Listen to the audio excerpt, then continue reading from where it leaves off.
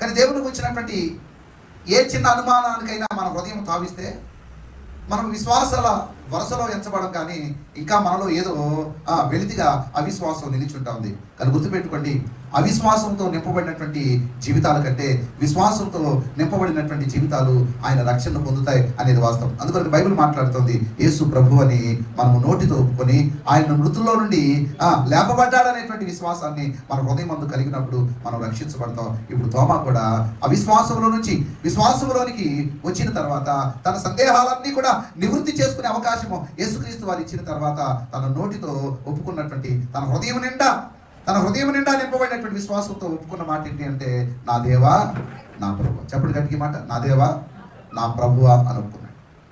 దావీదు కూడా తన భక్తి జీవితంలో దేవునికి వచ్చినటువంటి వాస్తవం ఏమని ఒప్పుకున్నాడట. ఈరోజు మనం చదివినటువంటి ఉత్తర ప్రత్యుత్తరాలలో 35వ కీర్తన 23వ వచనం చదువుదాం.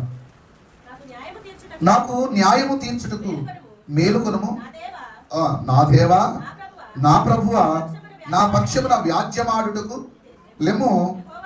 యెహోవా నా దేవా, నీ నీతిని బట్టి నాకు న్యాయము తీర్చు.